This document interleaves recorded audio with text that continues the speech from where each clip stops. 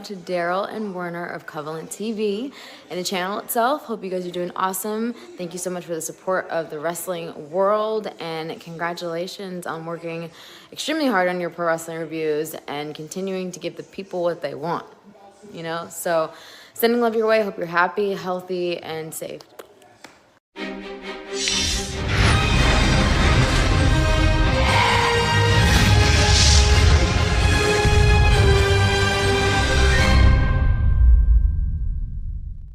What's going on, you guys? It's the one and only Black Dahlia. I am the cutie with the booty, hottie with the body, thong wearing, chainsaw wielding scream queen, and you're watching Covalent TV.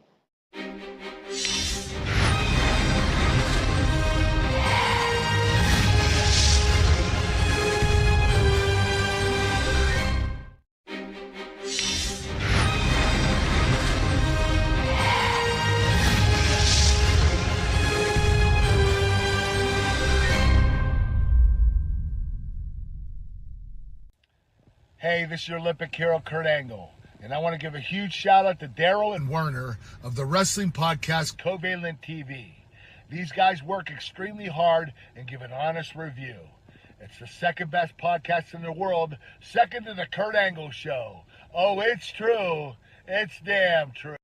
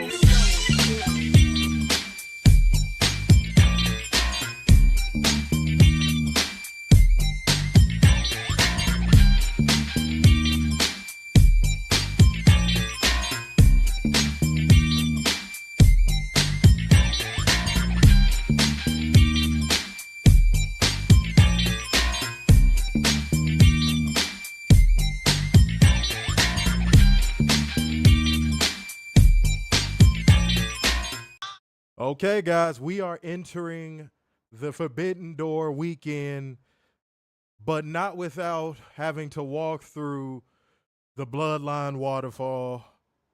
Basically eating your girl out on your period, on a period. I ain't even gonna lie to you. That's basically what it is. All right, y'all. Y'all know what's going on. That means it is time for your WWE Smackdown and AEW Rampage live review. It is your boy, Mr. Starkson. Big Dub. What is going on, man? How's everybody doing in the house tonight? We hope y'all are all good, feeling good, man. Again, getting nice and comfy for this review and this good work that y'all about to get. We about to drop this truth paper off at your front door.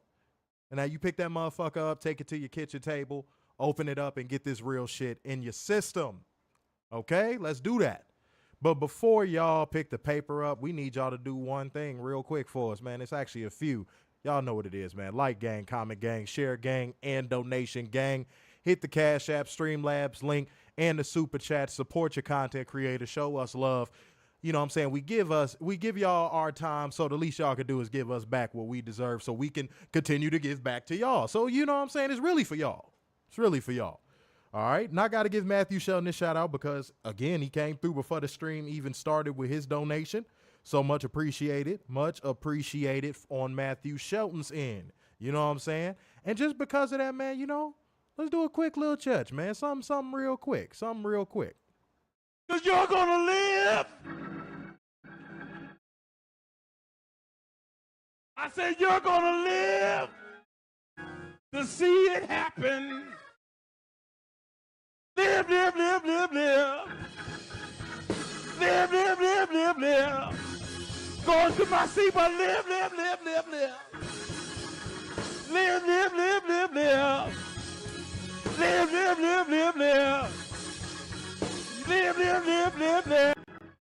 Let's go ahead and keep that energy rolling right on in. Robert came through with the baby dancing lime. The baby dancing lime on the super chats. Super stickers. I'm sorry. Appreciate you, Robert. All right. Let's keep the energy high on YouTube. Now, we have a goal tonight. You know what I'm saying? I'm not even going to say a number.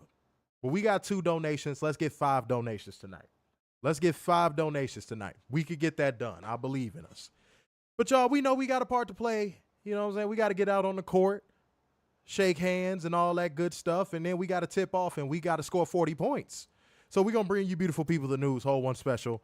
Oh, I didn't want to do it now. Dumbass accountable and bring you facts, data, statistics as we go because that is what we do here. All right? So let's go ahead and not delay y'all any further. Let's go ahead and get into 10 News. So apparently, according to Uncle Dave, AEW spends $104 million a year on talent contracts. That's a lot of fucking money. Well, considering there's 132 wrestlers on the books, I mean, might make sense. I even divided out the math. If every wrestler was getting paid equally, it'd be $787,000. God damn it! If that was And that's just wrestlers. I'm not even counting the 17 backstage and on-air commentary people, the refs or the coaches. Okay, so Dave Meltzer dropped that little tidbit of information, and I saw it, and first thing I thought in my head is, one, why should I care? Just gonna be honest. But the second thing I thought was, if Tony Khan is spending over $100 million on talent, right? It really makes you wonder. Because what did they say the baseline for WWE main roster talent was? $350K, I think? Yeah, somewhere around there. How much is WWE spending on fucking talent? Right? Jesus H. Christ. If that's what AEW is just spending on, like, honestly, let's be honest, 132 wrestlers. Let's say that is an accurate number. I don't know if that's the number you got from like Dave Meltzer. I don't know. No. I actually went to the website and counted it out. Okay, 132 wrestlers. That means that WWE is paying way more for way less. Because somebody, real quick, I know my math when it comes to business and money, but I'm going to quiz y'all. Somebody do 350,000 times 30. Real quick. Somebody just do it real quick. I'm about to put y'all to the test. I'm about to show y'all something. Because that's the baseline. That is the baseline of what people on the main roster make. $10.5 million. $10.5 million just for 30 people. And that's just me using the baseline. That's just me using the bare minimum WWE main roster contract. Now, if we knew Charlotte's salary, I'm pretty sure you could easily add a cool 20, 30 mil to that number just for Charlotte. Mm-hmm. WWE is probably spending well over $300 million on talent. And they haven't even paid Becky yet. So I just want y'all to keep that in mind. Again, I don't really care about this stuff. I'm not a pocket watcher. It's money I'm not counting. But Right. For any WWE fan or WWE drone or Fair Walker that's going to be like, oh, that's way too much money to have 132 people backstage. Factor in how much money WWE are paying wrestlers just to exist on the main roster. Mia Yim is making $350,000. No disrespect to her. I think she's talented, but she's obviously being wasted in WWE. And she's okay with that. So let's be honest here, guys. Who's really overspending? Because I'm sure if we calculated all of their main eventers and their salaries if they were released, I'm pretty sure it comes out to at least $200 million just for main event level talents. So please, stop worrying about what Tony Khan is doing with his money, what's going on with the TV deal. And speaking of TV deal, and wait, before we do, shouts out to Robert with the $5 donation over on YouTube. We are 3 donations. That means we 2 away from our goal for the night. There we go. Came through with 5 schmackaroos, and we got the lemon and the baby lime playing. I can't even get through it. No, I said 350. 350. FIFFFFFFFFFFFFY. Yeah. And that number came out like what? Like 2 weeks ago? Yeah. Yeah. That is a baseline for everyone on the WWE main roster. They're making $350K. Ludwig Kaiser is making $350,000. Kiro Tozawa is making $350,000 fucking dollars. Maxine Dupree. You could finish that one since you're naming them. Go ahead. You could talk about all them base god curse people you didn't put it on your damn I did self. not put a base god curse on her. Yes, you did. How? Yes, you did. Because she's close to Tozawa. Proximity effect, bitch. That's how. Fuck you thought. So that's why Gable isn't winning the IC title. Yeah, no shit, base god curse, man. No shit. That's what happens when you put the base god curse on people. That's your fucking fault. Cat said I would be happy. No, you'd be happy making $350,000 blowing peen, Catherine. Mm-hmm. Let's not sit here and act like you would just be backstage at catering eating food. You'd be eating more than food, Catherine. You'd be eating more than food. Marvin said Monday Night Rollins. I'm pretty sure. And did you just call him Monday Night Rollins? Yeah. Oh. No. Look down. Your drone is showing. No, I'm playing. Robert says, so everyone in catering is making $350K. Yeah. That just got out. Okay. As much as y'all send us these dirt sheet shits we don't care about because we report this shit on our streams, y'all, like a couple of y'all sent that to us and y'all don't remember that coming out. Like a couple of y'all sent it to us. Yeah, but from other people, not from us. Sir, that was literally my point. You like that dude in Pootie Tang where Chris Rock will be like, man, it's hot outside today. And then dude be like, you know what else is hot too? Like, motherfucker, I literally just said that.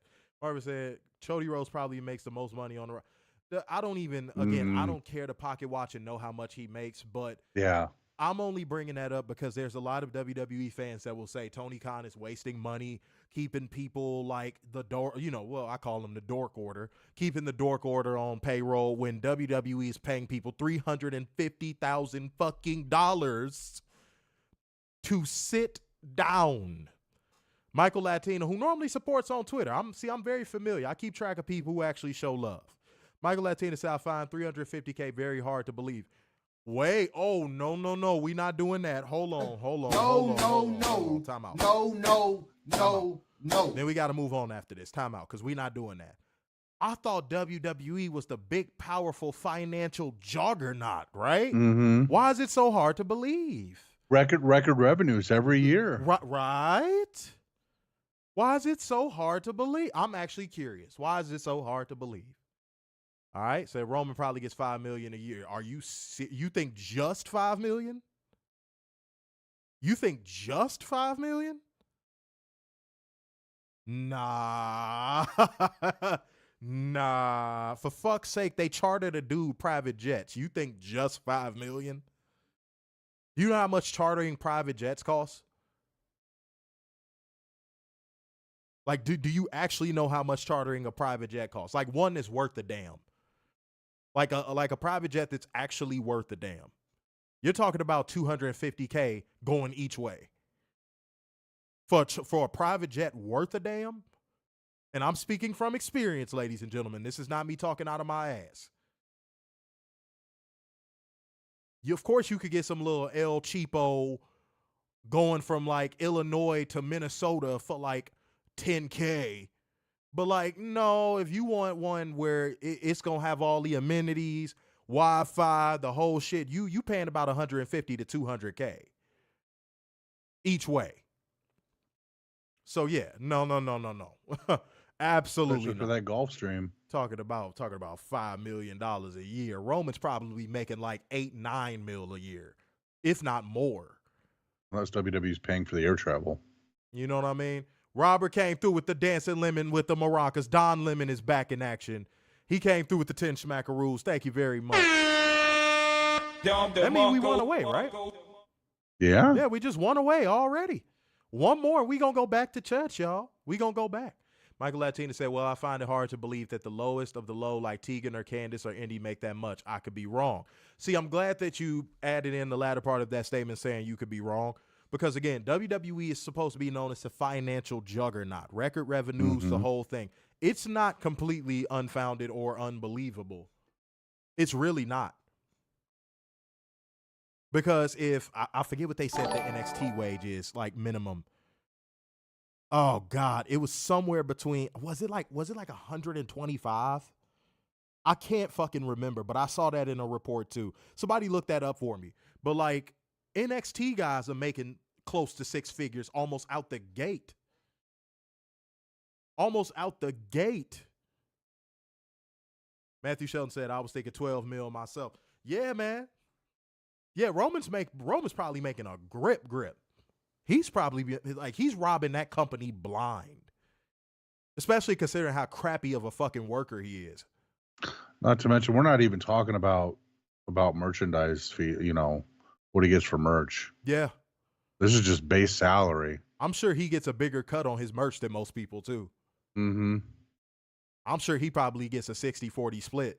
He probably gets the 40, obviously, but like I'm sure he negotiated a 60-40 split on merch. I'm almost certain of it. Because I think I saw, who was it? It was an actual wrestler that said it, like, if you're a main event star, you could kind of negotiate your merch rate. It was a wrestler that said it. And y'all remember when like shoot interviews were real popular? It was a wrestler that said it during the shoot interview era that was like, if you're like a main eventer, you could kind of negotiate, what you get back on merch. Because they used John Cena as an example. That's how I remember it. They were like, yeah, John Cena can go to Vince McMahon and demand, 45% on his merch. Was it Rob? I think so. It was from the shoot. You know what I'm talking about. Yeah, I think it's Rob. It was from the shoot interview era. Yeah. I'm going to have to find that. I'm really going to have to find that. It's bugging the hell out of me, dude. It's going to bug the hell out of me. But yeah, like he was like, yeah, motherfucking, if you a main eventer, you can negotiate that. They will come off a way more to make you happy and keep you in the company. But what was so funny about this wrestler saying that, WWE ain't had no real fucking alternative or places where wrestlers could go to make more money.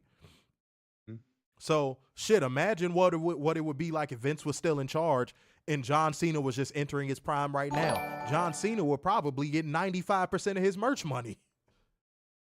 Straight up. Robert says Cena was making over 10 million when he was active. I believe it. That's why people saying Roman making what did they say?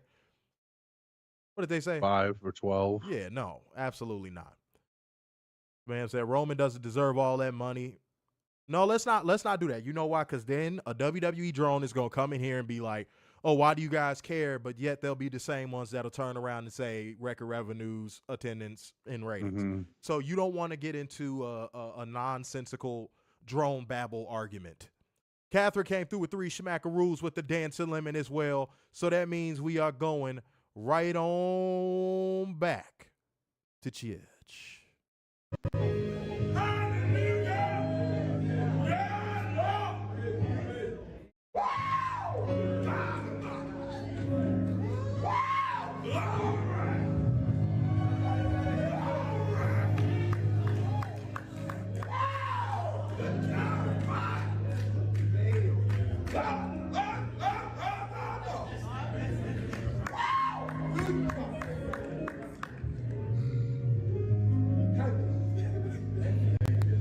Every donation now will send us to church. We hit our 5 donation goal for the night, man. So every donation now will send us to church, no matter how big or small.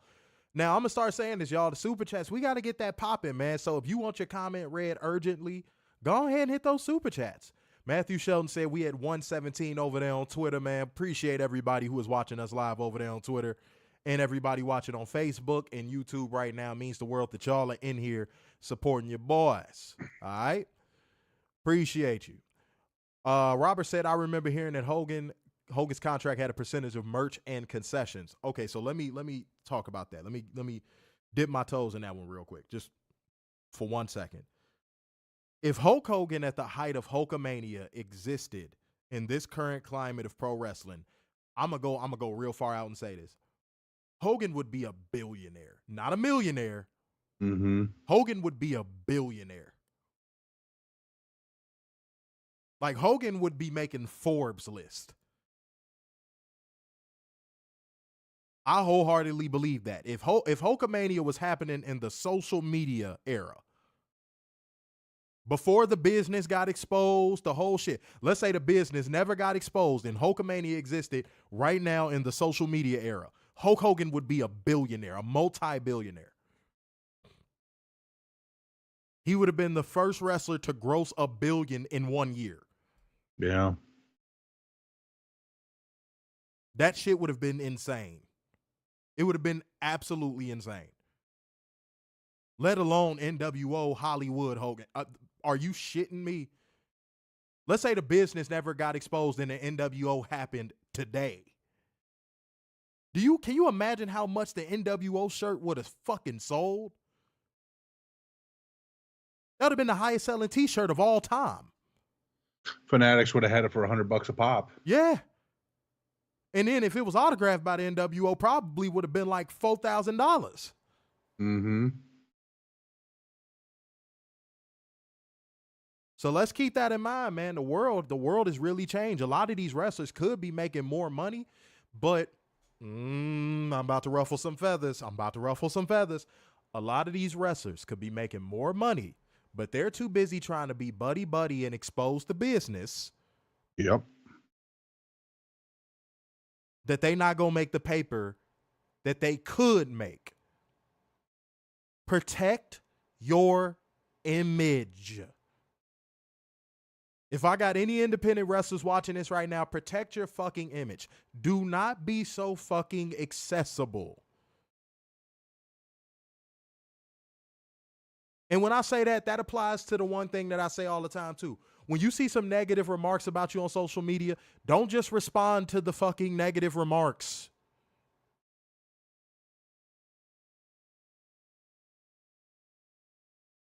When you go to shows and you're an independent wrestler, you should want to make sure that you put on such a show for them fans that they want to walk up to your merch table and buy whatever you have. It's sad going to some of these indie events and watching these wrestlers have to whore themselves out to sell a t-shirt. I'm talking to you, some of you ladies in the independents. I ain't gonna lie, I might be targeting the ladies with this one.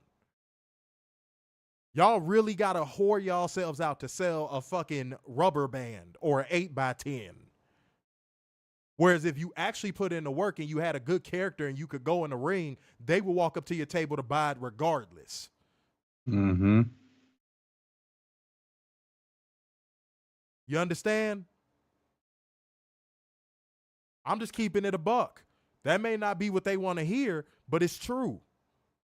Fellas, that apply to you too, but I noticed the ladies do it way more. Soon as the show's over, all of a sudden that cleavage is out. Mm-hmm. All of a sudden, them wrestling shorts are a little bit higher.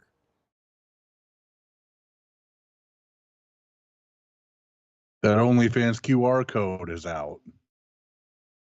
It's real funny style how that happens, ain't it? But Michael Latina said, found an article about NXT salaries, information coming from Meltzer. NXT starting salary range from 50 to 60 per year. So yeah,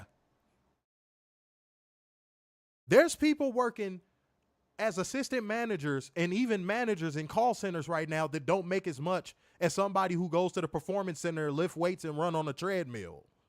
Mm. These people are getting paid $60,000 to train for wrestling.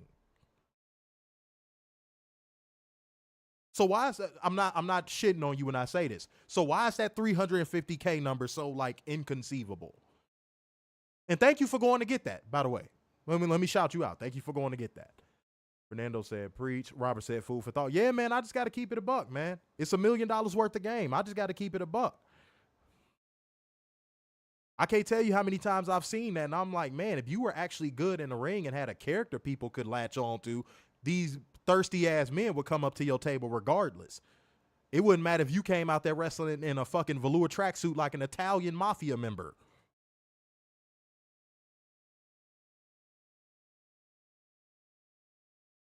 So that's just, hey, if I'm gonna ruffle some feathers with that, I guess I'm gonna ruffle some feathers with that. Open up that bag of ruffles. I don't give a fuck. I do not care. I'm just gonna be honest, man. All right, y'all. Honesty. Honesty is not something that falls upon these people. Nothing but lies, ignorance, and stupidity comes out of these people's mouths. Guys, if y'all know what portion of the show is coming up, man, go ahead and drop that thing in the comment section right there for me. But even if you bastards decide you're not going to, and it is lazy fucker day, I'm going to tell you bastards anyway. It's time for us to hold one special. Dumbass! Accountable. It is time for drone accountability. Lego. This is from Twitter. Twitter. I got a twofer. Twofer on Twitter. Let's get it. This is from somebody called Righteous Rag. Okay. He says, and I quote, Peacock subscription, $1.99 per month. AEW pay-per-view, $49.99 for one. I watch WWE pay-per-views for $2. They can give me all the 5-match big shows all they want. If I'm paying $50 for a show, load that card up, big dog. Hope this helps with the confusion. To which Sean Ross Sapp responded, use NordVPN. So, funny enough, I was thinking about using that one for Monday's show. And you want to know what's so crazy about that? The dude is actively encouraging you to pirate AEW pay-per-views. Mm-hmm. Why Tony Khan hasn't cut Fightful off at the fucking hip, I will never understand. And by the way, Sean Ross Treesap, don't DM us. Dude, I don't fuck with you. I don't like you. I think you're a piece of shit. I think you put yourself before your brand, which is corny to me. Because if your brand is solid enough, people will want to know who you are. People will look for the face behind the brand. If your brand is popping enough, people will pull your picture up. There's a page on Twitter called Daily Loud. That's one of the most popular pages on Twitter. They post random news, beautiful women, and nobody comes under their post and complains about women and begs them to post more men. Fucking wrestling fan fruit cups. But Daily Loud is one of the most popular pages. They had a little bit of a scandal because they had posted something that it had really, really bad racial undertones. And that sent black people's antennas up. And they were like, the fuck was that about? Let's find out who's behind this page. Y'all, I'm not even bullshitting. Within 10 minutes, they found out it was some fucking suburban-looking white boy running the page.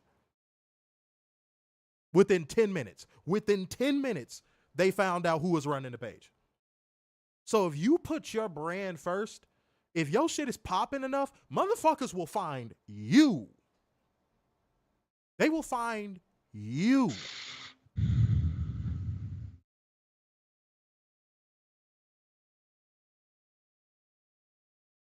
So people like him, I have no respect for. Dude, I deleted your little funk-ass video where Dijak was talking about how WWE does their releases. You just got mad because I basically said what he said without saying it. Because he did say, essentially, most wrestlers have to find out their release through you. In your publication. And you got all in your feelings and thought you caught yourself DMing us saying, oh, inaccurate information, woo, woo, woo, this, that, and the third. I'm so sick of you motherfuckers not standing on what people say and not. Let me tell you something. If we have a guest on this platform that we know has controversial opinions, we're going to stand by it. You know why? Because this is our show. We know what we were getting into when the person came on the damn show. I knew before we interviewed Thunder Rosa, I knew she was a firecracker. I said, that's why I told her before we even went live. Werner, what did I say to her? I said, what? Say whatever you want. Say whatever the fuck you want. Whatever you say, we gonna stand by it. If somebody goes, how did they allow Thunder Rosa to say that on their platform? I'll be like, because we told her to. We told her to say whatever she wants. I hate when these people get these interviews. A quote is taken from the interview verbatim, sometimes with a slight paraphrase. And I mean, the paraphrasing will be ever so slight. Ever so slight. And that was the scenario here. The paraphrasing was ever so slight. And then these people be like, my guest never said that. You need to delete. I never said that. They never said that. Dude, he essentially said, WWE, go watch the clip. WWE wrestlers, they find out through talent relations. Some find out through talent relations, but for the most part, they find out through Fightful. Who runs Fightful? Sean Ross Tree Sap. Okay? So don't throw a stone and hide your hand. Don't have a guest on there. You know what I would have respected more? If Dijak would have came under our post and said that, I would have been like, you got it. Dijak didn't come under the post and say, I didn't say that. Sean Ross Tree Sap did. So if you're not going to take what your guests say and be open to slight paraphrasing, then in which case, don't interview people. Because that's what's going to happen. It wasn't taken out of context. Details, see, that's a sign of bad journalism. If we would have added details that weren't there, that's different. That's different. Like if I put, Dijak says WWE must die, they're communists fucking, like, that's different.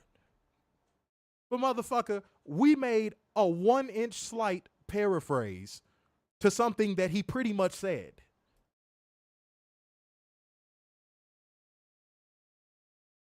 And you're saying, oh, that's inaccurate.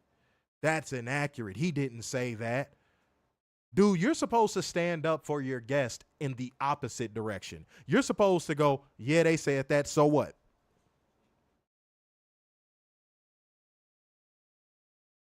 There's not a guest, and by the way, guys, we gonna have some interviews lined. I got like 3 that I gotta still line up, but I got some people that we finna get some interviews with, by the way.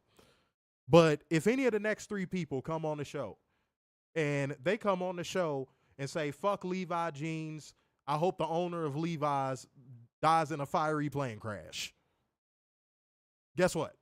If it gets reported, we gonna say, yep. So-and-so said they hope the CEO and owner of Levi jeans dies in a fiery plane crash.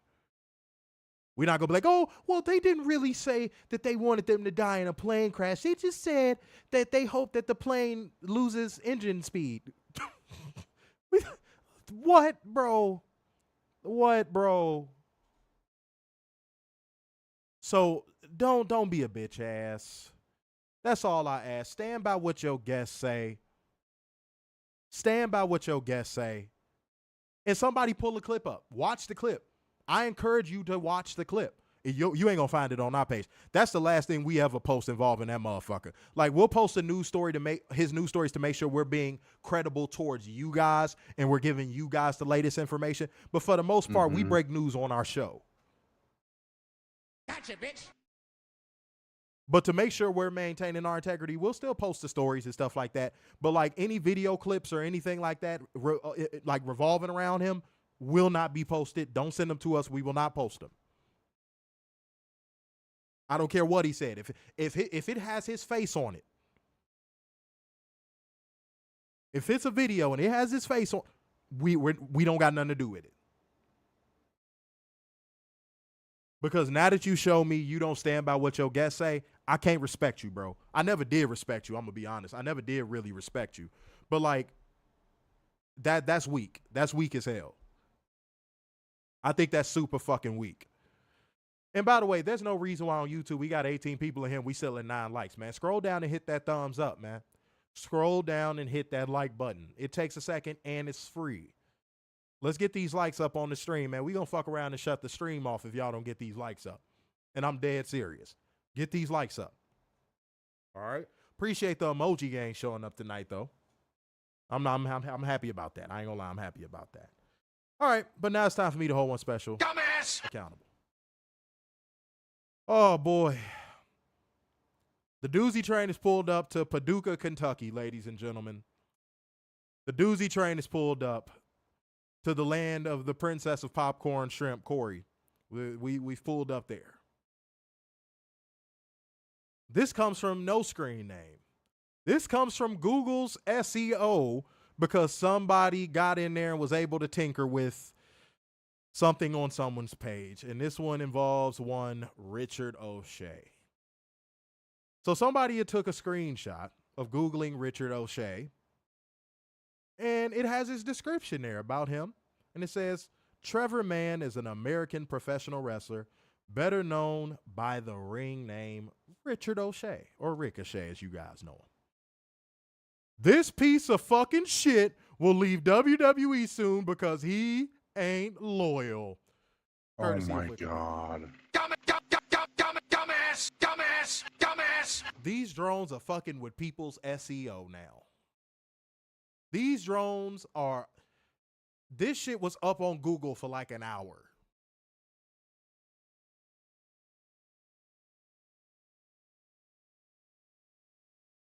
Y'all really have a mental sickness, man. Something is really wrong with you WWE drones, bro. Something is sincerely wrong with y'all. The man didn't do anything to none of y'all. He didn't fuck y'all, bitch. He didn't come to your house and slap your mama. He didn't put on, you know what I'm saying, platform boots with dirt on them and stump your couch and say, fuck your couch. All this man did was exist and look like young Kirk Franklin. And y'all messing with this man's Google. Y'all messing with this man's Google. When I saw that, I said, bro, even though I would have said this beforehand, I'm going to say it again, dog. I don't want to hear nothing at all about WWE drones don't talk about AEW as much as AEW drones talk about WWE, because it's not even close. Name one time you've seen an AEW drone do this with a wrestler that left AEW. I'll wait. Show me the Google receipts of an AEW drone going into Wikipedia and fucking with Jade Cargill's Wikipedia, Chody Rhodes' Wikipedia, anybody who has ever left AEW and went to WWE, TNA. Show me. Show me. And Matthew Shelton, I don't care, man. At the end of the day, he gonna still be fucking Samantha. They could be as mad as they want. Good for him. Salute to him. The only turn off with Samantha Irvin, and I've said this, she got a kid. I do not do single moms. I do not do single moms. Can't do it. I'm not going to finish some other dude saved game. Right? I'm not about to do that. That is just that is a deal breaker for me. That is a deal breaker for me. It has always been a deal breaker for me.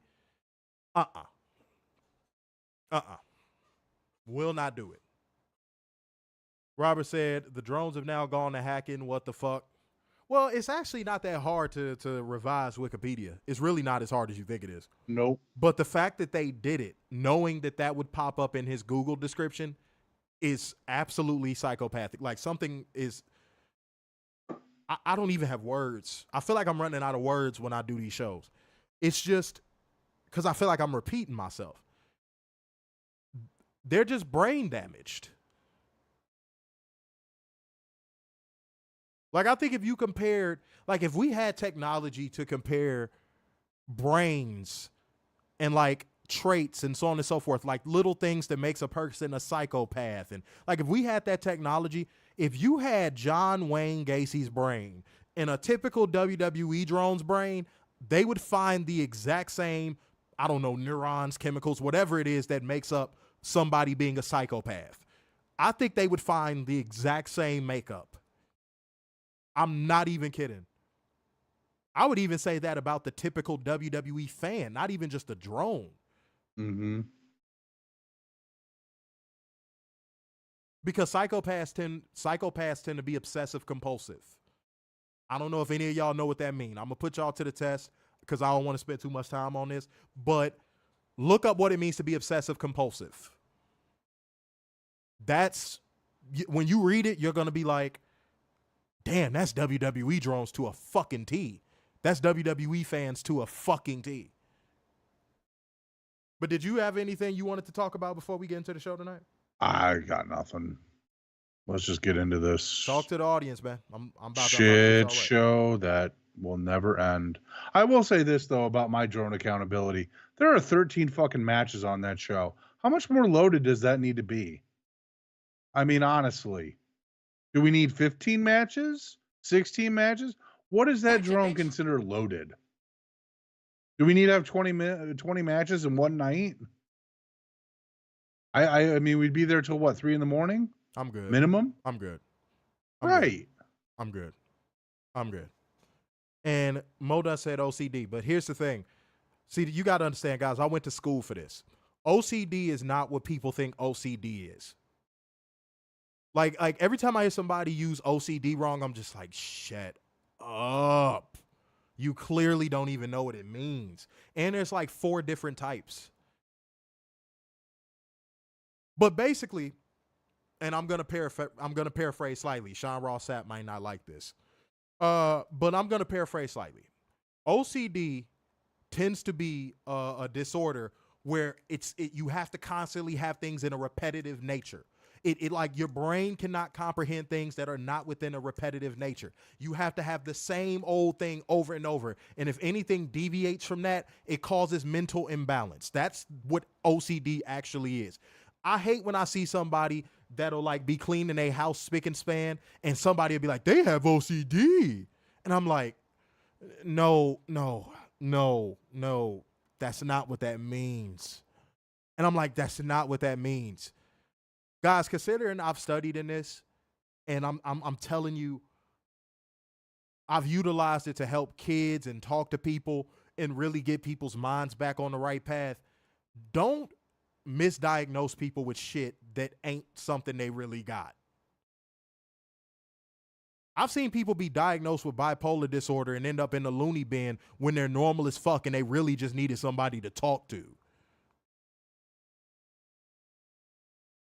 Don't just run around putting, like, I don't like how some people, algorithm, don't be mad at me. I'm just saying this. I'm using this in a positive connotation, in an educational connotation. That's like how when some people hear the word retard, it triggers them. They go, don't say that. Don't say that. That's not cool to say. That's how I feel about people being playful about mental disorders. Like, don't do that. Don't get around me and call somebody bipolar when they're not. Don't get around me and call somebody OCD when they're not. Don't get around me and call somebody a sociopath when they're not. I will check you. I will correct you. And I will educate you. I will ask you, okay, give me 4 traits of someone who is a sociopath. Go. And I bet you, well, not I bet you, because I know this from experience. 10 times out of 10, they will not be able to give you 4 traits. If you're talking to the common person, they will not be able to give you 4 traits. You could even play fair and say, give me 2. They won't even be able to, they won't. So don't do that shit. Don't do that shit. I just do not like that. Robert came through with 10 schmackaroos on the super chats, man. Robert is in here lighting this motherfucker up, man. There we go. And I said every donation is gonna send us back to church. I said it. So guess what we're going back to? Church. Oh, the anointing. Jesus Christ himself wore this blazer. Man, whatever, man. Help me pick this dude up. Jesus ain't wearing no contemporary blazer. You heathens! Take the anointing. Feel every piece of the anointing here. Pass out The anointing. Hey, would that be snatched The out? anointing. Hey, don't push me. The anointing. Oh, young man. Coming in back first. Oh, hit me with that anointing. None of you can stop the anointing. Take it. And one last little tidbit about OCD, guys, to inform you. It's not someone wanting their home to be neat. It's more of the thought process that goes behind why objects are in certain places. Does that make sense? Like, for example, they may have a trophy that they got from their childhood. If that trophy is on a mantle in their house, they don't want that trophy moved from the mantle in their house because it causes excessive thought. It's not, oh, well, they're cleaning around their house. A germaphobe can be a form of OCD. A germaphobe can be a form of OCD. It can be in certain scenarios, but ever so rarely. I'm sorry, guys. I'm really into this, so once I start talking about it, it's hard for me to stop. But just don't do that. Don't say that. Like, if I pick up the broom in my house and sweep something up, that don't mean I got fucking OCD. That doesn't mean somebody has OCD. All right? But yeah, a lot of WWE drones, that's what they have, man. They want their product in a certain place at a certain time every time. They want it to be the same way, with the same people, with the same theme songs, with the same chants, with the same. That's OCD. And if it deviates even slightly from that, they don't want it anymore. They like, fuck this, no, bring it back to where it was. That's the actual definition of OCD. They have an excessive thought about the WWE product, and they want things in a certain place, certain way, certain time, every time.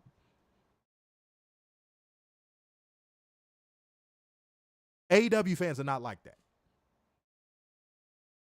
When they was moving Collision all over the place, AEW fans was just like, all right.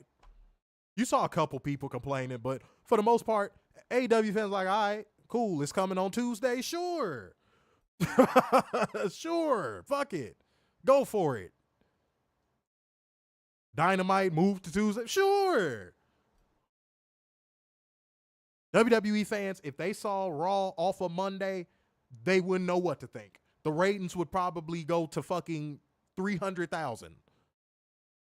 Look, if you want proof, hold on, Warren. I'm about to shut this down. I'm about to close it out on this one. If you want proof of what I'm saying about WWE drones having OCD, if you want proof, look at the ratings for SmackDown when they move it to FS1. Oh yeah, that's a fact. Mic drop. Mic drop. Bang, bang, bang, bang, bang. Am I lying? Mm-mm. How much of their audience do they lose when they go to FS1? About what, half? Minimum, because it's always under a mil. Okay.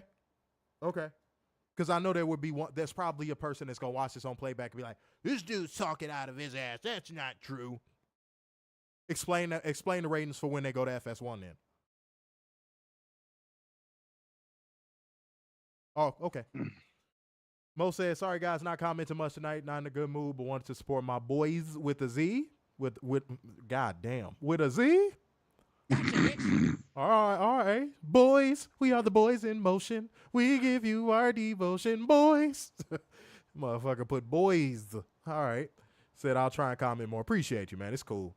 Robert said, just like when they move Raw that one week. Yeah. Mm-hmm. Yeah. And that's why people who have OCD also tend to have social anxiety, because they like things a certain way, all the time. So, yeah. All right. That's why I don't think the move to Netflix will be that great. Okay, so I was going to wait to get into, like, the psychology behind what's going to happen when it moves to Netflix. I was waiting for that until they actually went. But that was something I was going to bring up. I don't think that it's going to have the positive effect on the show that WWE thinks it's going to have. I think a lot of people are going to drop off. So, Warren, I agree with that 100%. They're going to see Raw's not on USA anymore, and I don't think they're going to watch it. I think they're just going to fall off. Mm-hmm. They'll just watch SmackDown because it's on free-ish TV. Yeah, like unless they already have Netflix, I don't think they're gonna just watch it anymore. Yeah, they're not gonna watch AEW. No, they're just. I think they're just gonna stop watching altogether. All right. Well, I know. It is what it is, man. It is what it is. Let's get into SmackDown, y'all. All right. Tonga and Solo Sikoa Tonga. That's what I'm gonna start calling them, because it's Tama Tonga, Tonga Loa, Tala Tonga, Tonga Samoan, fucking mind blowing, whatever. Who cares? God damn, I'm so sick of these Samoans. It's like 90 million of them. Jesus H. Christ. Can they go find a fucking another promotion to take over? Dude, Seriously. At this rate, I swear to God, it's like they could create their own promotion. Yeah, go to MLW for the love of God. Can one of them just like deviate and go to Impact or something? Like, damn, do they all have to come to WWE? I think that's a family directive. Fuck that bitch ass directive. Goodness gracious, it's killing the product. I agree. All right, so Kevin Owens, Cody Rhodes, and Randy Orton attacked the new Bloodline. Yep. Before anything could happen, after a break, the trio was still in the ring and ended up taking out the securities team as Nick Aldis looked angry. He returned later with the cops. First of all, those had to have been the most ill-fitting cop uniforms I've ever seen. Right? They didn't even try to make it look realistic. Those cop uniforms look like they got them from Yao Ming and Shaq. Yep. It was so bad. It was so fucking bad, guys. I said no vest, no gun belt, no nothing. Like fucking nothing. No body cam. No. They didn't even try to make it look legit. But the crowd seemed hot for all of it, and they got the show started. And yeah. All right. Okay. Thoughts on this opening segment, sir? Trash. I mean, that's all it was. It was just trash. Why? Yeah, no, just Duke why? juice. Absolutely Duke juice. Why? Yeah. Try. I don't care. They're having a 6-man tag next week. I really don't. What was the reason, man? What was the reason? What was the reason? I just explained the reason. What was the reason, bitch? I don't need to explain myself to you. And What was the reason?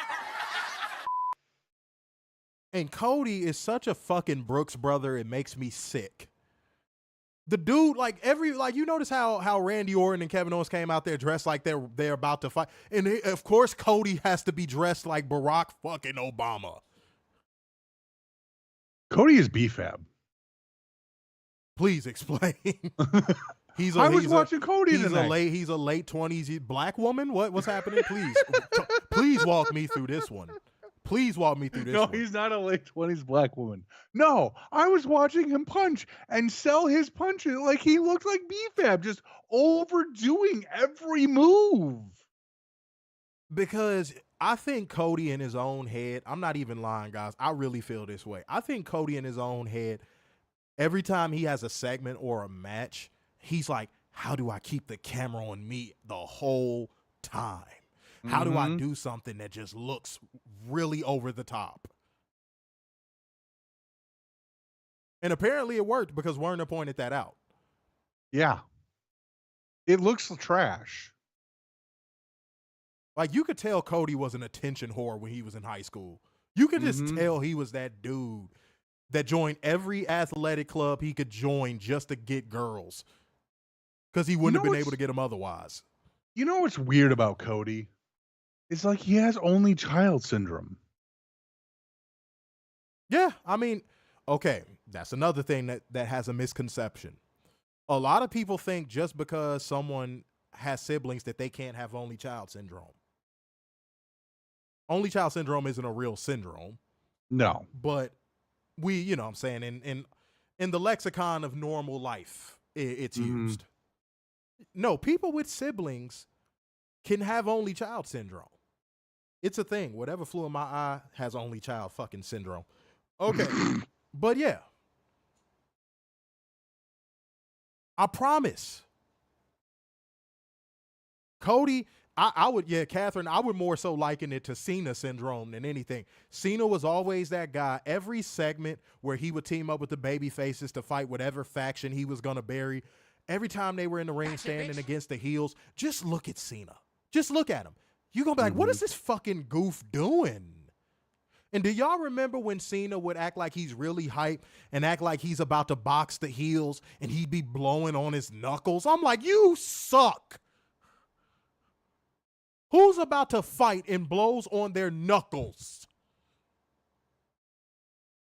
That's how you could tell this fucking jamoke has never been in a real fight in his damn life. Who goes,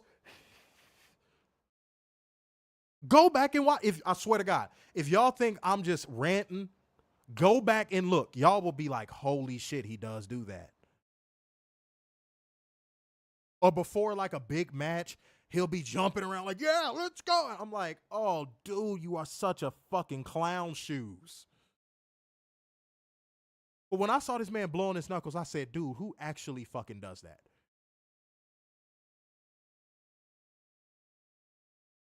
If I saw somebody blowing their knuckles before a fight against me, in my mind, I'd be going, I'm about to beat dog shit down this motherfucker's leg. I'm telling you what I would think. I'd be like, I'm about to whoop this motherfucker's ass. He just blew on his damn knuckles. He didn't blow on his Sonic. He blew on his damn knuckles.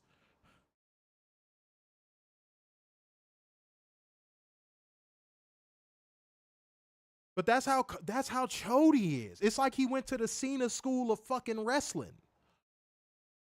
Everything he does is just like, why are you doing that? Turn it down a notch, motherfucker.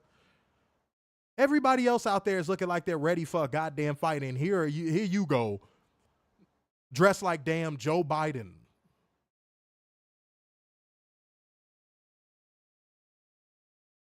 Yeah, you blow dice, you know what I'm saying? Catherine, you blow some things too, but that's fine. You a woman. You're supposed to do that.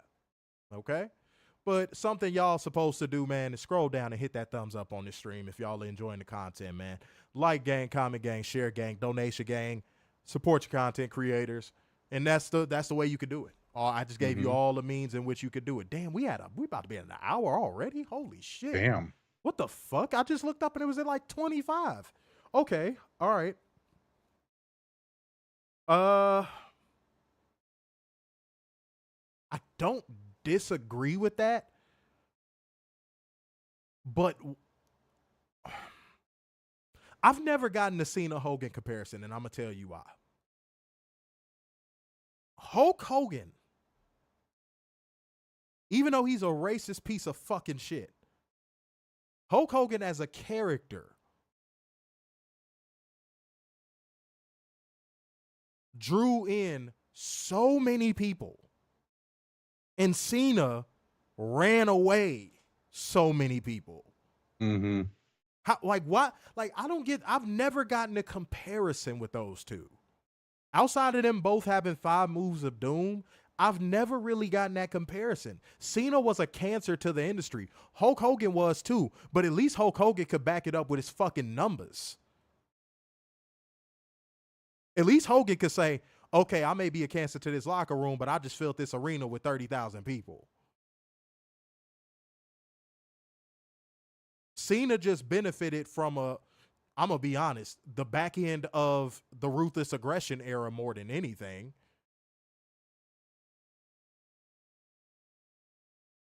If WWE would have transitioned to the PG era in, let's say, 06, I don't think Cena is Cena. You get what I'm saying? Yeah. No, I agree. Because anybody could have did what he did and better. I just think Cena benefited from working with some of the best of the ruthless aggression era. He worked with the Eddie Guerreros. He worked with the JBL with him being a top heel. He got to work with all of these people. He got to work with Shawn Michaels. Now imagine if none of those people were there, like at the beginning of the PG era. Imagine if none of those people were there. He got to work with the Batistas. If those people weren't there, Cena ain't shit. Cena was elevated by who he worked with. Cena was never any good. And if you're a Cena fan and that bugs you to hear, I'm sorry.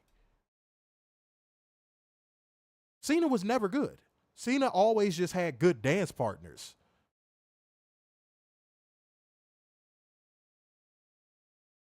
Like, Warren, I'm gonna do this. I'm gonna do it like this. Who do you consider the best hitter in Detroit Tigers history? Ooh.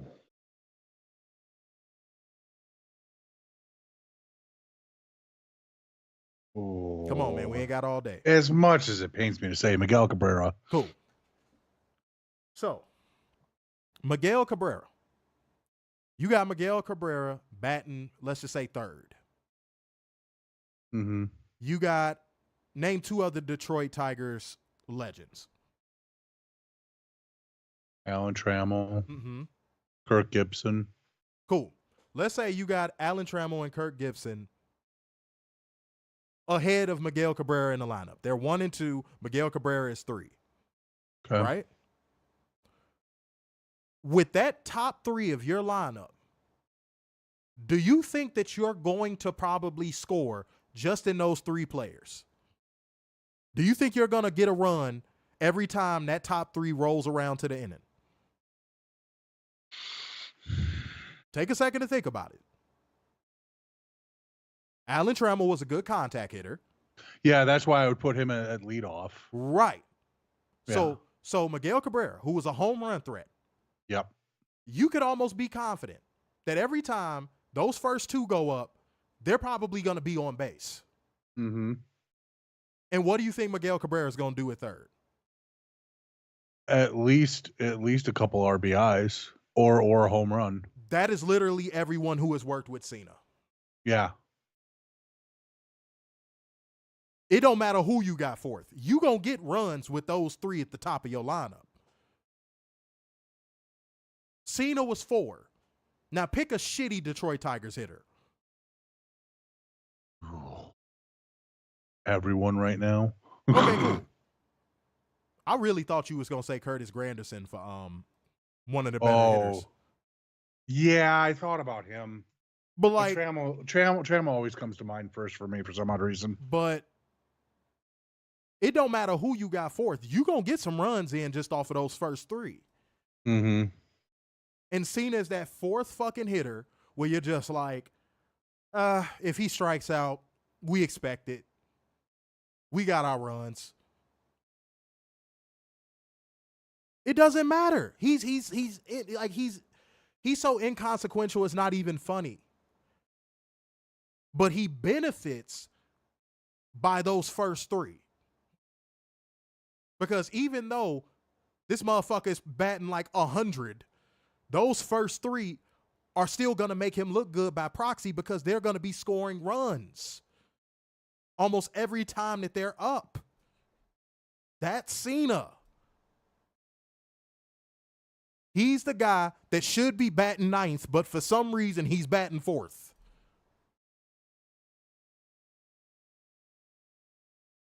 Cena has been a banjo hitter. That's an old school term. Holy shit. Cena has been a fucking banjo hitter his whole career.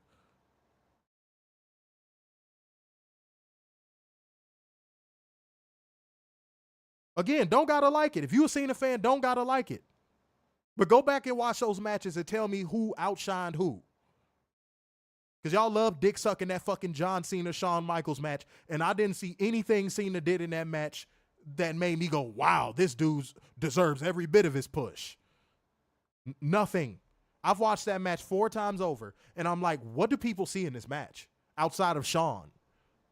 Yeah. That is one of the most overrated matches ever. I think somebody had asked us not too long ago, what are some of our, what do we consider an underrated WrestleMania match? Mm-hmm. I consider like one of the most overrated matches ever in general to me is the Shawn Michaels John Cena match. That is one of the most overrated matches ever. I rate Shawn Michaels versus Shelton Benjamin way higher. Yeah, me too.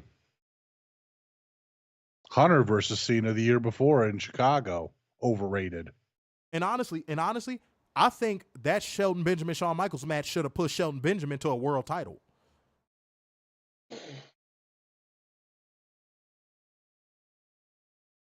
Am I wrong? Why it didn't? That should have been a star-making performance, in my opinion. Okay, but all right. Gotcha, bitch. Matthew Shelton said, "I'm a fan, and you are spot on. Cena's a big grifter than Hogan could have ever been." Yeah. He's a coattail rider. He's a glorified coattail rider. So Mayhem said Shawn Michaels versus Kurt Angle was fantastic. That was one of the best matches ever. Also an underrated match. Mm-hmm. But everybody sucks the dick of that goddamn Cena-Shawn Michaels match, and it wasn't good. Shawn was good. Mm-hmm. But having to watch Shawn Michaels carry him was just exhausting. That was like when I had to watch fucking Kevin Owens carry him when he came up for that open challenge. And I had to watch, and when Cena was doing that United States Open Challenge, and I had to watch all these good fucking workers carry him, and everybody gives Cena the credit. God damn, you ain't gonna never spell our names right, are you? Gotcha, bitch. That's Rest in peace to him, though. Man, we gonna need you to spell our names right, dude. It's not that hard. It's really not. Okay, moving on. Jade Cargill versus Candice LeRae versus Tiffany Racist. Let me do it like this. I'm gonna call this match the Protect Jade Cargill at all costs match. And something else I'm gonna point out. Jade Cargill, I'm gonna give you a salute. You know why? You got your receipt for that fucking black bitch thing that Tiffany Stratton did. She kicked Tiffany Stratton so hard in her fucking nugget. She kicked her so hard in her damn fucking face. I audibly was like, damn. Jade Cargill kicked her about as hard as Goldberg kicked Bret Hart. She damn near kicked the Botox out of that bitch face. So Jade Cargill, good for you. Good for you getting your damn get back. Okay? But Nia Jax will come out there, and guys, somebody didn't plug in the HDMI cord all the way because the blackouts on this show were ridiculous. Yeah. But Nia Jax will come out there, and Bianca Belair will prevent her from attacking Jade Cargill, but Indi Hartwell shoved her into the ring post while Bianca was talking to the ref. This ended up leading to Tiffany Stratton hitting her prettiest moonsault ever. It looked like she was finna fuck it up. It looked like for a second she was about to slip. I was like, oh shit. She hit it on Candice LeRae for the win. This is not the best women's division in pro wrestling. No. It just wasn't. I'm just going to be honest. It wasn't. And by the way, it took over 25 minutes for the first match to begin in this show. Unfucking believable. Yeah. Next up, we got Santos Escobar going against Logan Paul, who comes out with Tyrese Halliburton. Okay. Cringe. Fucking cringe. And LA Knight comes out there as well, and they show Jalen Brunson. WWE is a simp for mainstream attention in every way conceivable. WWE, I promise you one thing. When the NBA season rolls back around, they're not going to talk about this. You want to know what you are in modern mainstream society? WWE? Taboo. Whenever you're brought up, people kind of turn and look at the person who say it and be like, you still watch that? No, NBA fans don't care, bro. They do not care. This may play on ESPN because ESPN is in y'all pocket, but nobody fucking cares, bro. WWE, I'm so sorry. Nobody cares. Let's get through it, man. So they would do a whole bunch of main roster fuckery with Tyrese Halliburton and Jalen Brunson. They weren't going to get physical. These are players that are going to sign max contracts if they haven't already. They're not going to jeopardize that. It looked like goddamn Jalen Brunson hurt his hand just getting in the ring. Yeah. And he almost slid the chair right to the heels. But LA Knight picked up the win by reversing a roll-up from Logan Paul to get the pin in the win. And LA Knight and Jalen Brunson stood side by side and made Logan Paul and Tyrese Halliburton back down. This looked so forced. This was so contrived.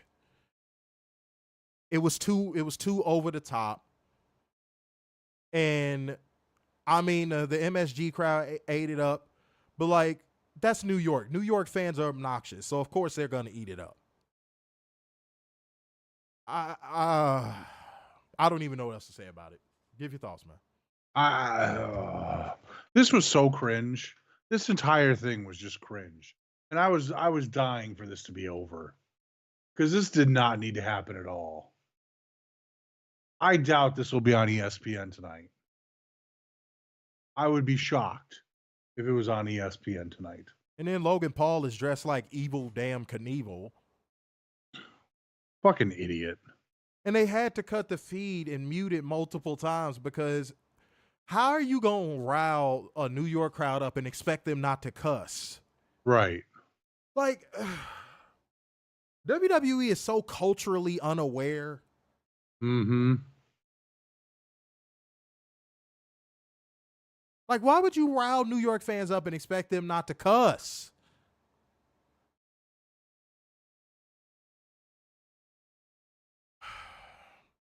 Next up, WWE aired a video to pay tribute to the late Sika of the Wild Samoans. Rest in peace to him. Yep. It was a good tribute. Blair Davenport versus Indi Hartwell versus Naomi. I'm not going to lie. This match bored me to tears. It was stiff, sloppy. These women had no chemistry whatsoever. Jade Cargill came out there and helped Naomi pick up the win. But best women's division ever. It's not. And Naomi is right back to working that WWE style. I'm glad we at least got a glimpse to see what she looks like when she's wrestling outside of the company. And it really goes to show you, if a lot of these wrestlers left WWE today, let's say WWE just died today. If a lot of these wrestlers left WWE, they would thrive in so many places. Yep. Because they wouldn't be handcuffed at every level of the game. So it's sad to see Naomi regress, man. It's so sad. It's so sad. Blair Davenport was working a little stiff in this match, which I was surprised they let her do, though. And I don't have anything else to say about it. Thankfully, we are at the Bloodline Acknowledgement Ceremony. I'm going to make this one a very long story short. They do the whole forced Solo Sikoa wants to be the tribal chief. Then he gets to Paul Heyman, and Paul Heyman goes, "You're not my tribal chief." And if Cringe had audio, my level of cringe when I saw that would have blared throughout the United States of America 3 times over from the sound waves alone. How people think this is cinema, how people think this corny, overplayed, way past its expiration date shit is still good, I will never understand. I wish this Bloodline storyline would end. I hate that they keep resuscitating it and giving it new life because it is so overplayed. I wish it would stop. Paul Heyman got slammed through an announce table. I don't care.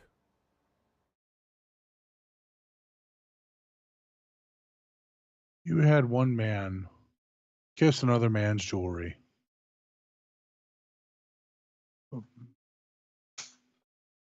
I'm done with this Bloodline shit. I don't even want to cover it anymore. I'm so sick of this bullshit. And the fact that they had a hard time getting Paul Heyman up for a power bomb. Come on. That was funny as hell. That's why I joked on Twitter. I said Paul Heyman sandbagging. Man, no, but I'm so beaten down from this Bloodline shit that, guys, I'm not even kidding. I just don't even have words anymore. It's so played. It's so played, bro. And the fact you didn't get Jimmy showing back up tonight because it is Madison Square Garden, and oh my God, it's Madison Square Garden, so we have to do something big. Somebody had posted a sequence from a Nick Nemeth Rich Swann match on TNA Impact where they spam super kicks, and you know the first thing they compared it to? An AEW match. And I said, are you shitting me? I was in the building watching Jimmy versus Jay at WrestleMania. It looked identical to that. Are we really comparing the two? Jimmy can't wrestle. Jay can't wrestle. The only person in the bloodline that's worth a damn and can wrestle is Jacob Fatu, and you got him telling Solo Sikoa he loves him and he acknowledges him. No, Matthew, it's never going to pay off. They're going to run this storyline into oblivion. You know why? Because dumbasses keep cheering for it. Credit Card Maestro tried to sneak in here without paying his late fees. We ain't finna read them comments. But I have breaking news. What's up? Jericho showed up in CMLL and attacked Mystico. And did the whole Penta thing. Well, did Mystico fall under the learning tree? Yeah, well, I'm wondering if he's part of the Vortex now. Do you want to die tonight? Okay, that's what I thought. All right. -10, SmackDown.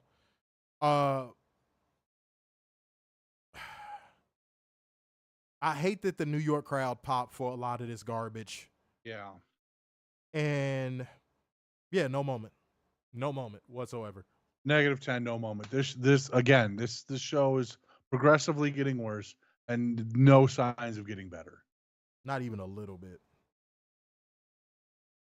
It's so repetitive, bro. It's so repetitive. Insert Bloodline segment. And Raw is the same thing now. Mm-hmm. Insert Judgment Day Clubhouse segment here. Oh, okay, cool. Now insert Liv Morgan segment here. Oh, you thought we were done with the Judgment Day Clubhouse segments? No, here's another one. Okay, cool. Now that's over, Seth Rollins' entrance. Like, it's so predictable. And I'm seeing a lot of y'all saying -10. Maria still trying to be the saving grace for the company, but saying -9. Mm-hmm. WWE is putting out -10 shows consistently. For the last, how many years have we been doing this? 5 years? Yeah, like it's like at this rate, they're never going to get out of it. Because as long as these fans keep cheering this, they're going to keep booking it that way.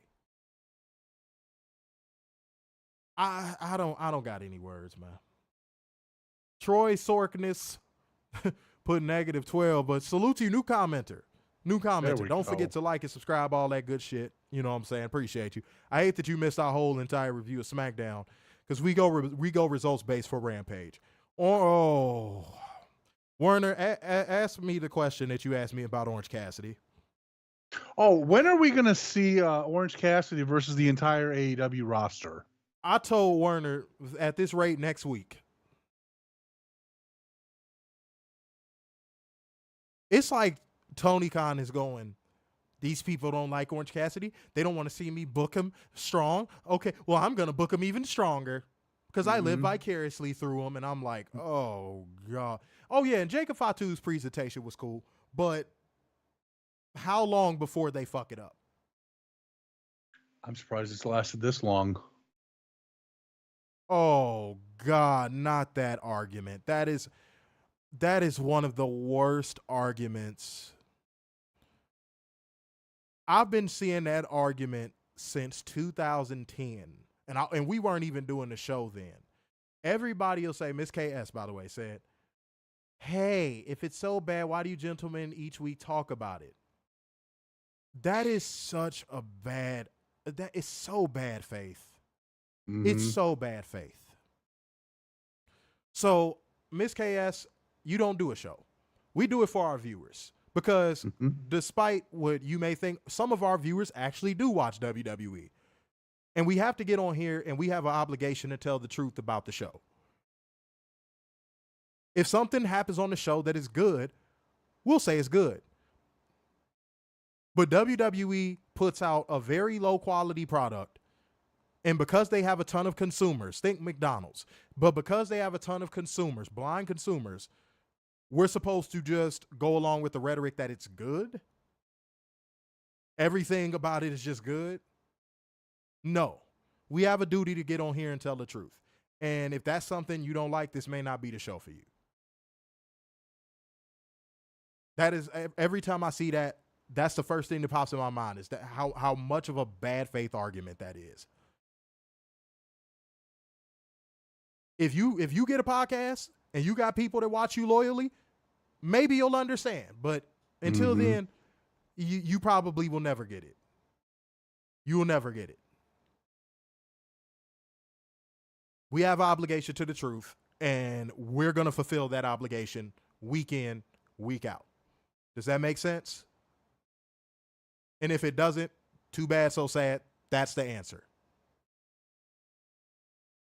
Are you serious? Oh, are you just really rattling off drone talking points? Oh. Like let me tell you something. Let me tell you something. More people spend their time shitting on AEW and grifting off of shitting on AEW than people talking the truth about WWE. People who talk the truth about WWE don't nearly get as many viewers as people that shit on AEW. And I could get the statistics if you don't believe me. Another bad faith argument. Another bad faith argument. And Ms. KS, you don't know us. I've said this on stream before. I know a lot of these wrestlers that you watch and you enjoy in real life. We've had wrestlers pop into our show. And none of them have a problem with anything we say. So I hate to say it like this, but on a scale of their opinion versus yours, you hold no credibility. Nobody's getting sensitive. I'm answering your questions. Now you're gaslighting. Nobody's getting sensitive. I'm answering your questions.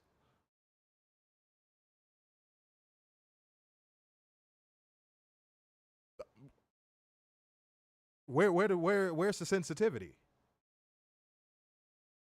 Troy Sorkness over on Twitter said the drones are so obsessed with AEW. Right, that's what I'm saying. If anything, it's a popular grift to shit on AEW. So because they are mainstream, yeah, and so they are more popular. Yeah, so I don't understand. I don't understand why that question is even being presented. Like that don't even make sense. Like I'm sorry. When I see nonsensical things, I feel a need to just like make sense of them as a man. What are you talking about? I couldn't have a high-pitched tone even if I wanted to. Do you hear my voice? I couldn't have a high-pitched tone even if I wanted to. This is a high-pitched tone. I'm not talking like that. Why are you gaslighting me? That's like, what's, you okay? You okay, Sugarfoot? You need some help? You need a hug? R. Kelly might be getting out in a little bit. I'm going to send him to your house and give you a hug. Okay, I got you. It's okay. You don't got to gaslight me. Like, damn, I'm answering your question. My mind's telling me no. Oh, man. Catherine said that is his normal tone. Yeah, I always talk like this. Oh, yeah. Miss KS said, yeah. Oh, that the daddy came out of nowhere. Wow. I didn't expect that. I didn't expect that. But salute to you. Acknowledge me. Say my name. When no one is around you. But no. Salute to you. Like and subscribe. You know, we give our opinions. We talk our shit. We tell the truth. You know what I mean? If you like what you're saying, cool. You know, but if you don't, that's cool too. That is perfectly fine. Fernando said, people think disagreement is being sensitive in this world. I mean, in most modern discussions, yes. But the thing is this. That's why you always stick to the truth. When you stick to the truth, nobody can deviate you. That's the thing. A lot of people in modern society, when it's a subject matter where it is black and white, they want to create a gray area. No, I'm going to deal with black and white. Not everything has a gray area. Some things just are what they are and aren't what they aren't. You know what I mean? All right. But hold on. Wait, let me see something. Miss KS, if you still in here, so talk to a player. Talk to a player. I see you. I'm in here. My green screen glitching a little bit tonight, but I'm in here. I'm in here. Oh, man, that is great. All right. But yeah, the fucking Orange Cassidy of Doom struck against the Outrunners and beat him in a handicap match. Roderick Strong going against Gabe Kidd I'm sorry, not going against Gabe Kidd. Why did I say that? Roderick Strong and Gabe Kidd going against the Infantry.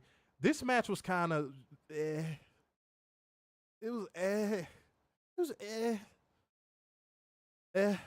And I like Gabe Kidd. I've seen some of his work. It was just like Dynamite. It felt like everybody was just like, let's just work really slow and really safe and get to the pay-per-view and everything's going to be fine. And we're going to get there by ourselves and boost our credit scores, and we're going to keep all the blacks out of our community. Got it? Okay, good. Well, let me poke a hole in that little theory right there. What theory? Does Gabe Kidd have a match on Forbidden Door? No. Does Roderick Strong have a match on Forbidden Door? He fucking should. Should? God damn. But they don't. But Orange Cassidy's on. But Orange Cassidy's there. God. Zack Sabre Jr. has unfinished business. Wait, Miss KS said, in WWE, I feel the Bloodline is the most interesting storyline. WWE is not what it used to be, but it's better than Chody. So hey. So how long have you been watching the show? You just been watching tonight? And I'm going to tell you something. That's your opinion. You could be a fan of the Bloodline storyline, but I'm going to tell you the beautiful thing about a storyline. Considering I've actually done wrestling, I've hung around wrestlers, writers, producers, you name it. Here's the beautiful thing about a storyline. It finally reaching a conclusion and the things that birth from the end of that storyline. WrestleMania this year would have been a good time to finally end it once and for all. Disperse the bloodline, let everybody go their own way, carve their own paths, figure out what they're like. Those stories are more intriguing. Think about your favorite TV show. When the end of season 1 happens, there's always this little sense of dissension where it's like, oh, are they going to like that person next season? Are they going to go? Like, WWE doesn't do that. They haven't done that in a long time. They could have done that this year. They really could have. But now it seems like they're just rebooting and they're like, okay, how can we drag this out another 3 years? It feels dragged out. That's just the fact of the matter. And most people will probably agree with me. Even people that are fans of the Bloodline will agree with that. I've seen people who are fans of the Bloodline say, okay, it's kind of getting long in the tooth. Can you at least admit that? Can you at least concede to that point? That it is long in the tooth. It's very long in the tooth at this point. Said, oh, wow, remember I called you Zaddy. Oh, that's right. Oh, shit, that's right. Oh, I remember you. Because when I saw you mention Chody, I'm like, you had to have been, watching our stuff for a little bit. Right. I actually remember the people that stopped through our streams. I don't, y'all ain't just a super chat to us. You know what I'm saying? Appreciate you. Thank you, Miss KS. I appreciate that. Thank you. You called me Zaddy and Dip, though. All right? You can't be ghosting a player. You said, I love your conversation. Big fan of your content. Thank you, Miss KS. Thank you. Thank you. Thank you. Well done said, there's a start, peak, and conclusion. They're just rinse and repeating now. Yeah. The conclusion, look, in a WWE sense, they had the perfect conclusion at WrestleMania. And when I saw that it was going to keep going, I said, oh, God. Oh, my God. I said, no, bro. No. Branch it out. Let Solo find himself. When Jacob comes in, let Jacob find himself. Let these people go on a journey of finding themselves in storyline. And they didn't. Fernando said the NWO should have ended after Sting beat Hogan in Starrcade. I agree, and they even fucked that up. Let's be honest. They even fucked that up. But that's a great example. No, Fernando, that's a phenomenal example. That is a phenomenal example. That should have been the end of the NWO. That should have been it. The Wicked Witch was dead. That was it. Let me see what else we got. Okay. Oh, man, shit. We got 253 people watching us across all platforms right now. There we go. But we had an hour. We approaching literally an hour 30. Let me go ahead and keep going. El Phantasmo defeated Assault Rifle Fox. Shingo Takagi defeated Dalton Castle. And Queen Aminata defeated Sky Booty in a mini cheat code match. And Red Velvet made the save. And I was shocked to see Queen Aminata pick up the win. Same. I was really shocked by that. I was like, whoa, okay. But Sky Booty is her friend, so she probably was just like, I'm going to put you over so you could continue your storyline and all that stuff. And so salute to Sky Booty for doing good business. All right. Rampage, bleh, it was like a 3. Yeah. It was just a their show. It wasn't anything special. Moment of the night, the little mini Chico between Queen Aminata and Sky Booty. Yeah, I'm with you on the 3. The refs, though, need to be fired. Talk about it. The refs were god-awful tonight. I think it was the tag match where he's just standing there looking like an old man going, hit him there, hit him there, hit him there, and like doing nothing. Like, again, are all tag matches tornado tag matches in AEW?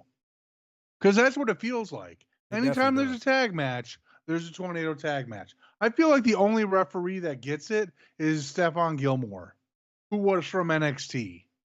Do we just need to start piping in WWE refs? Because at least they have. God damn. Pause. Hey, pause. What? Do we need to start piping in WWE refs, bro? I said plugging in. Oh, I thought you said piping in. I was about to say. No, plugging in. All right, y'all. If he said piping in, let me know. I thought I heard him say piping in. Okay, go ahead. I'll say the other thing. Well, plugging in is still a pause because butt plug, so that's still a pause. Yeah. Still a pause. But still, like, I'm getting sick of these refs just doing nothing. Like, they just stand there and then wait for the 3 count to happen. Yeah, reffing in AEW does need to get better.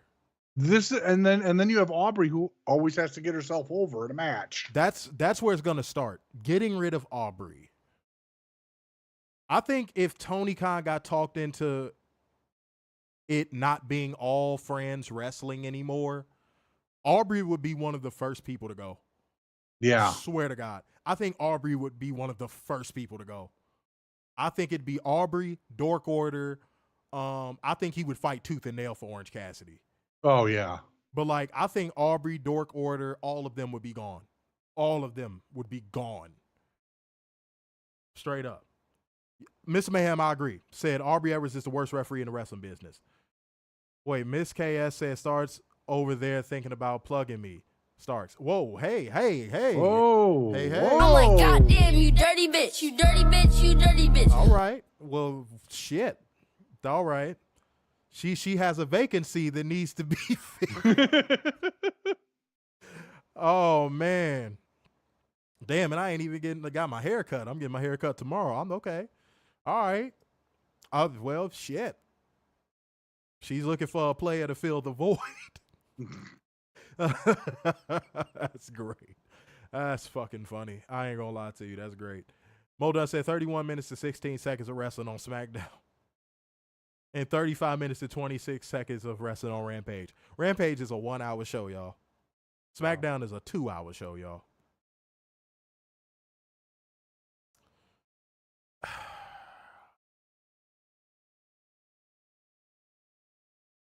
Wow. Oh, how could I forget about Saraya? Yeah, Saraya and Harley Cameron cut a little promo domo. And Harley, hey, Harley. I'm like, goddamn, you dirty bitch, you dirty bitch, you dirty bitch. Let me interview you again privately. Oh, man, much love. Okay. Clear the air, I guess. Yeah. Gotta save some voice for pay-per-view.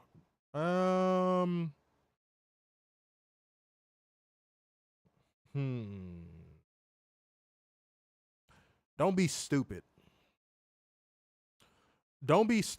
Like, it's a lot of people that they will self-destruct just cause. Like, there's no rhyme or reason.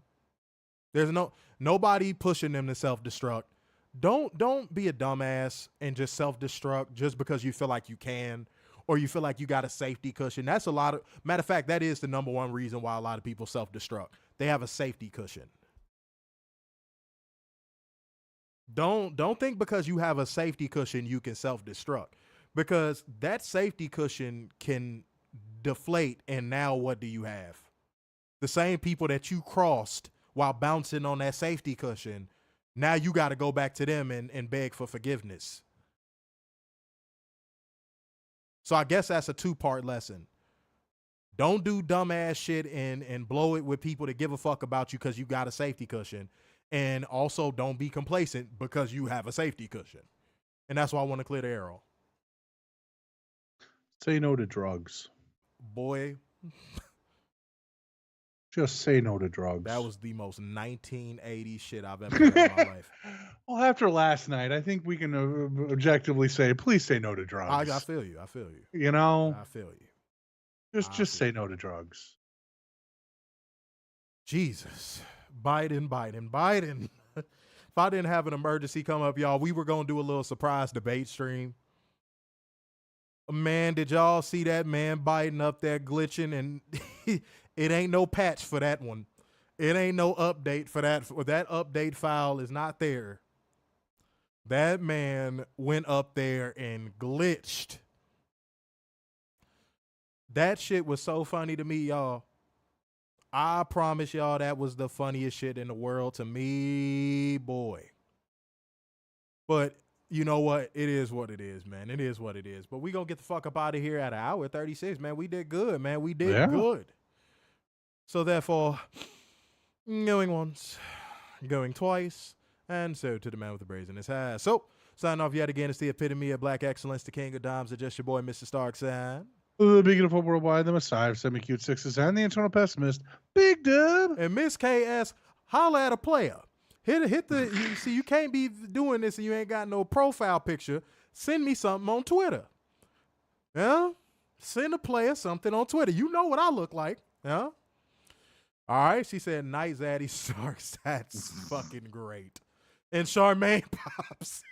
Oh. Charmaine, hit the Cash App on the way out. Peace out, y'all. See you Sunday. Oh, boy. Monday. Sunday, Monday. I don't know. Chandro. There we go.